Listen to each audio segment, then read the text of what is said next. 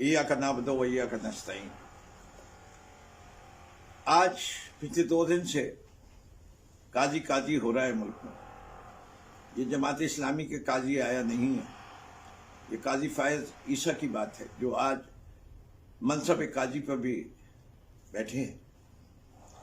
पाकिस्तान के मसाइल बहुत बढ़ चुके हैं, इंसाफ के मसाइल और ज़्यादा बढ़ चुके हैं।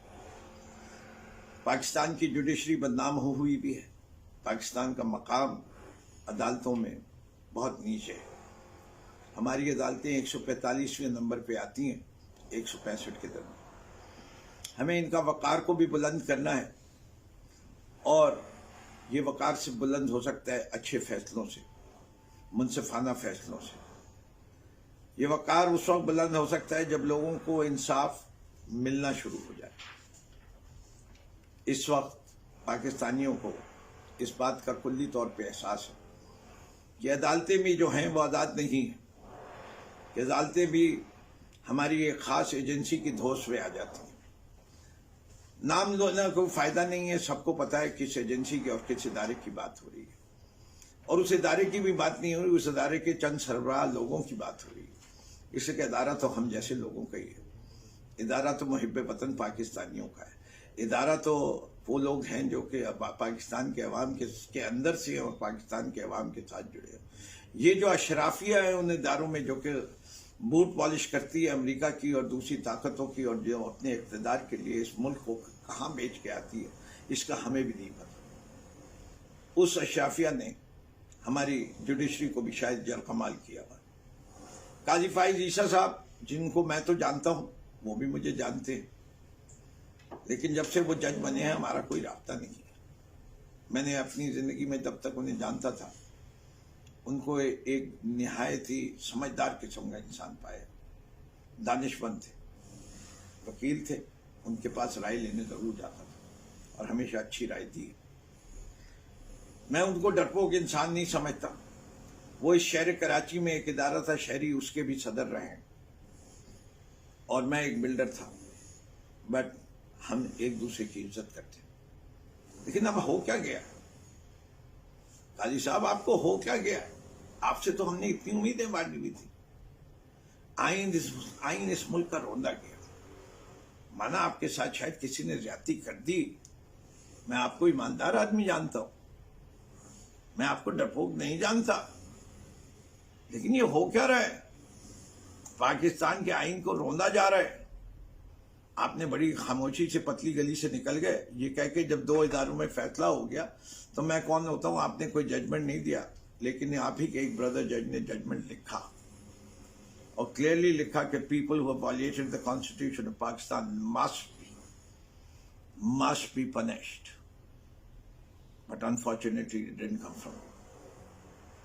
अनफॉर्चुनेटली इस मुल्क के अंदर सेंसस जो हुआ वो इलीगल हुआ, आपने उसको भी बर्दाश्त कर दिया। अनफॉर्चुनेटली आज ये जितनी हुकूमतें हैं वो 90 दिन की मियाद से आगे, आप उनको भी बहुत टॉलरेट कर रहे हैं।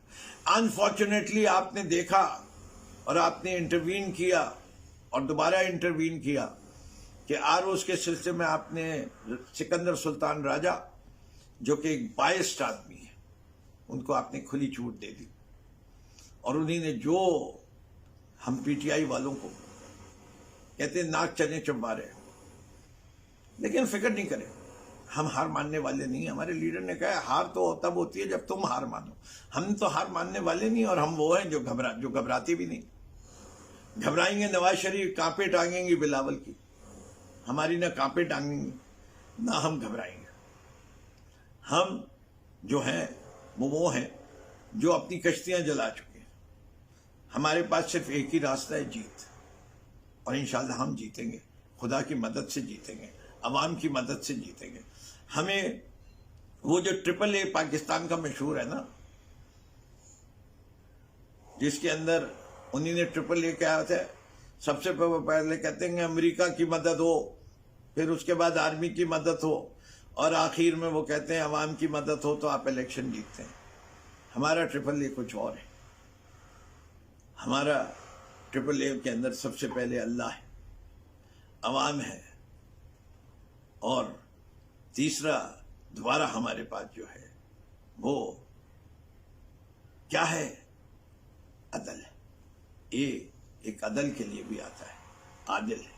جب تک ہم عدل کے ساتھ ہوں گے، حق کے ساتھ ہوں گے، انشاءاللہ فتح ہماری ہوگی۔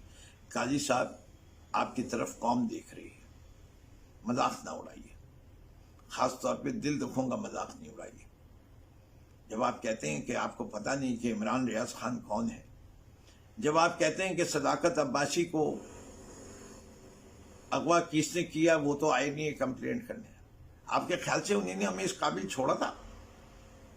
آپ نے کبھی خود جا کے پوچھا؟ آپ نے وہاں تو گئے تھے جب آگ لگی تھی، آپ کیوں نہیں جا کے پوچھا کبھی آپ نے کہ صداقت عباسی تم بتاؤ تمہارے ساتھ کسی نے کوئی زیادتی تو نہیں کی تھی، کوئی ڈنڈوں کا استعمال تو نہیں کیا تھا، کوئی تمہیں ٹارچر تو نہیں کیا تھا، کوئی تمہیں سیکشولی تو ابیوز نہیں کیا تھا، کیا تمہیں کوئی الیکٹرک شاکس تو نہیں گئے تھے، کوئی تھرڈ ڈگری کے ٹیکٹکس تو نہیں استعمال کی گئی تھی؟ آپ پولیس کو آرڈر دیتے رہے، پولیس نے پروڈیوس نہیں کیا، کچھ نہیں کیا۔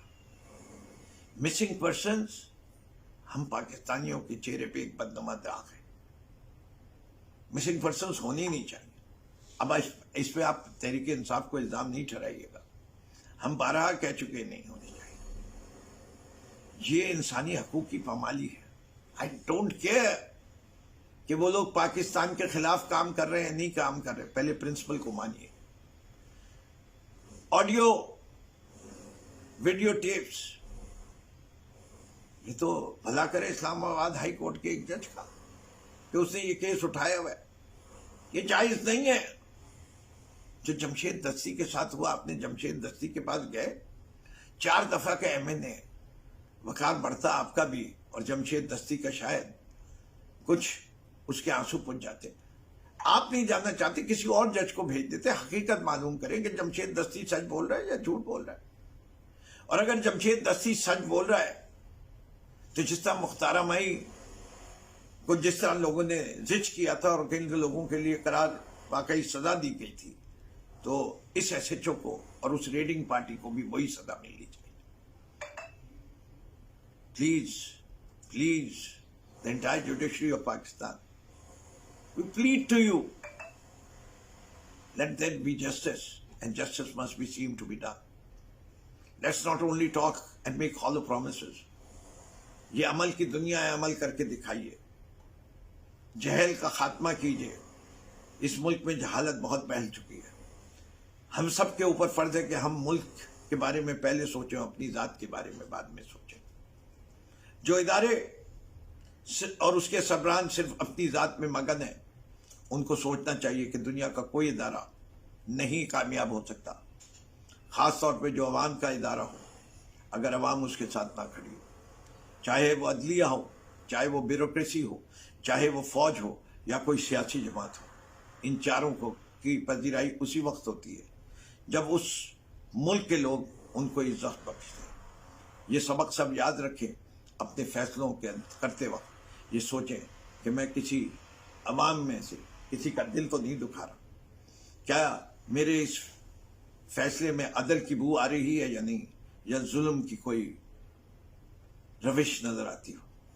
جب آپ اپنے کوئی بھی کلمات کہتے ہیں وہ پورے میڈیا پہ رپورٹ ہوتے ہیں۔ ہماری دل مت دکھائیے، ہم دکھی لوگ ہیں، ہم مجبور لوگ ہیں، ہم مظلوم لوگ ہیں، ہم ستائے ہوئے لوگ ہیں۔